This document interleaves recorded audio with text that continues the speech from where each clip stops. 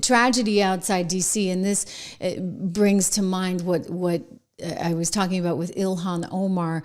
Of course, as I reported, that young couple being gunned down outside the Capital Jewish Museum. They were engaged to be married, a young Israeli couple. Just horrible, horrible, horrible tragedy. And everybody's been united on this, right? You have the mayor of DC coming forward, saying how awful this is. You have Pam Bondi coming forward saying they are going to seek justice. Well, there's one person that for some reason is refusing to condemn, absolutely refusing to condemn the horror that went down. And that person, ladies and gentlemen, and she should be ashamed, but you know what? She's kind of just frankly a disgusting human being, if you ask me. That person is one Ilhan Omar. I want to go to the sound just coming into us right now. Congresswoman Omar, anybody safe? Can I get your reaction to the shooting that happened in D.C. last night? I'm going to go for now. I'm going to go for now, Mark. Couldn't even say condolences for the family. No. I'm going to go for now. Ilhan Omar having nothing to say. What kind of human being is Ilhan Omar? How is she a member of Congress?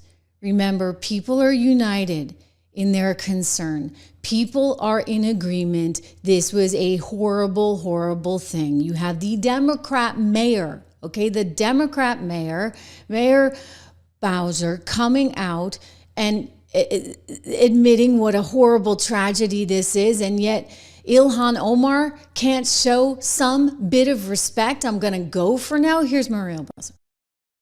Was that the horrific incident is going to frighten a lot of people in our city and in our country. And I want to be clear that we will not tolerate this violence or hate in our city. We will not tolerate any acts of terrorism, and we're going to stand together as a community in the coming days and weeks to send the clear message that we will not tolerate anti-Semitism. Right. Okay? Like, right. That is the right thing to say. I don't care what side of the political aisle you are on. Ilhan Omar, really, you are shameful. Shameful. And Pam Bondi, of course, Pam Bondi coming out and saying, we're going to get these people. Mayor, thank you. Chief, thank you. Ambassador, our hearts go out to you and your staff. I spoke to the President of the United States multiple times tonight on behalf of the President.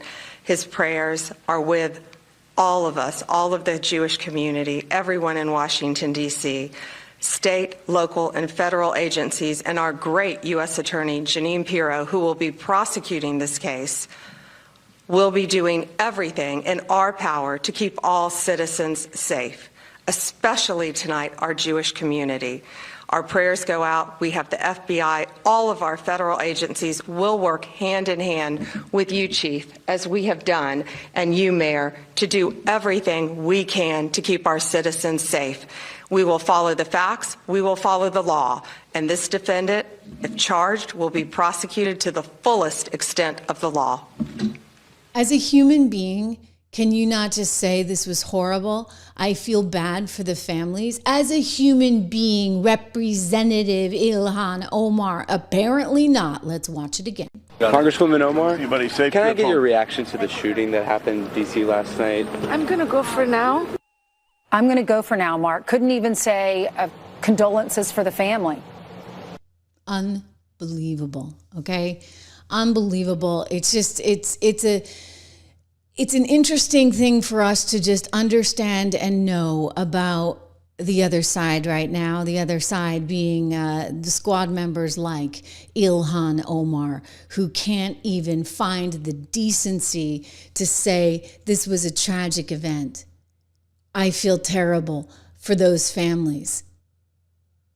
Is this because she justifies it in her head? Because the killer was shouting Free Palestine? Is she justifying that?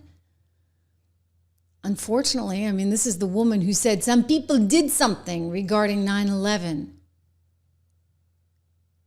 You know, you wonder how much this radicalism has infiltrated our government, our State Department, our Pentagon. When you think about the cleaning house that Tulsi Gabbard or Pete Hegseth are doing right now to get rid of the DEI woke ideology, it's not just that. It's also making sure that we have people that are on our team. When you look at what transpired, for example, with the South African president and not wanting to admit to what has happened to some of the white farmers there, and the media, of course, jumping all over the president because how dare he use the Oval Office to bring in some evidence about the horrible, horrible atrocities and murders that are happening in South Africa. And you say to yourself, like, whose side are you guys really on? Scott Jennings articulated this, I thought, quite well when he was on CNN. So whether you want to get into the debate of whether or not this is genocide, I happen to have my views on that, which are more aligned with Elon Musk and the president than with what you would see out of the mainstream media. But we can save that for another day and just acknowledge that, you know, the destruction of human life is flat out wrong. Like, whose side are you guys on? Consider this. Here's Jennings. Whether you call it a genocide or not, the facts are white farmers in South Africa have been murdered. A lot of people have tried to cover this up. A lot of people in, I think, media in the United States have tried to cover it up. Obviously, the South African government doesn't want to talk about it, so it was kind of a boss move for Donald Trump to roll that television in there today. And I think even the agriculture minister in the Oval Office confirmed that these people are, in fact, being murdered. So my question is, if it's not a genocide today, how many do we want to let get murdered so that people around here can be satisfied? Okay, now it's a genocide. Let's let a few more. I don't understand. We're talking about 50-something people they were trying to let in, and everybody's losing their mind after we let in 20 million illegal immigrants over the last several years. The president is trying to prevent genocide from happening any further to these people. They are clearly being discriminated against. Some have been murdered. This was an interesting spectacle in the Oval Office today, but it had to happen because I don't think anybody was telling the truth about it. Yeah. Well, I'll tell you, we got a badass for president, that's for sure, right? He's not afraid to take any of them on at all. And you know what? Good things are going to come of this. As I said, good news about the big, beautiful bill, if you would. This was getting signed as last night. I mean, they spent like 14 hours working on this thing, and it looks like things are moving along, and the market loves it, by the way.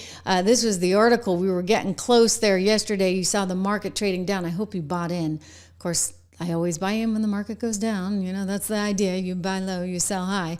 Anyway, Donald Trump promising that if we got this deal, and we're about to get it. So now it goes to the Senate, okay? But now it's going to the Senate, but it looks like things are happening. And he's like, great things ahead. Here he is about a week and a half ago saying, look, if we get this deal, plus what I think we're going to get overseas, this is win-win-win. It's the biggest bill of its kind ever in the history of this country. And Speaker Johnson and Leader Thune have done an incredible job. I mean, I'll let you know we have to get a vote, but we have a lot of support for that bill. And if that happens on top of all of these trade deals that we're doing, this country will hit a point that you better go out and buy stock now. Let me tell you, this country will be like a rocket ship that goes straight up. This is going to be numbers that nobody's ever seen before. That's a very important element of all of this. You know, if we get that, if you don't, and the Democrats are fighting it only because they want to fight. They have Trump derangement syndrome. You know, if it was somebody else, they wouldn't fight. If you had a normal person, if you had some stiff sitting behind you, they'd be fine. But they have Trump derangement syndrome. You know, Senator Schumer's become a Palestinian. Welcome. I don't know when they're going to give him the ceremony, whatever the ceremony may be. But it's terrible what's happened to the Democrats. So very, very important element of everything, of what we're doing. It is, right? You know what? I got to change this lower. How to invest amid volatility. How to invest amid a bull market. I mean, this has just been phenomenal. What's been going on? Did you see Bitcoin? Don, I'm sorry. I told you, right? Like I've loved Bitcoin ever since it was $10. I wish I bought it when it was $10, but I just got a notice here. It's crossed again to a new high, guys. Bitcoin is on a tear. We told you over at 76 Research to buy it when I want to say it was around 56,000. We actually have done a lot of work on that, and it's all there. $1 a month. You can get all the information. We have a few stock names. It's sort of the rise of the Bitcoin trust that you should check out. But Bitcoin has hit yet another high today. And in this administration, I suspect it's going to continue moving even higher. It's just incredible. And, you know, we should do a deep dive. We can do a deep dive on this maybe next week sometime for those of you that are interested, and maybe I'll just do a deep dive and I'll put it on the Bitcoin playlist, because I actually think that we're off to the races as far as these cryptos go. And, you know, whether or not it holds here, hey, Michael Saylor thinks it's going to 13 million, right? I do think that you want some kind of exposure, You may be getting it through Saylor's company, or if you're in the triple Qs right on the NASDAQ. That's one way to do it. But, you know, if you don't have exposure to, say, BTC, which has a very low fee and is now traded, you know, on the exchange, you might be missing out. So that's my sort of spiel. We've got a lot more stocks and a lot more ideas over at 76 Research. Go check that out. Take a look at this upside. I love it. Okay. Great show today. Thank you guys for being here. We're going to continue on. I've got more stories coming your way throughout the day. I know this was an early one for you. I kind of like this time though. Tell me what you think. Tell me what you think of the show. Great to have you here. Great to see you. And I'll see you tomorrow.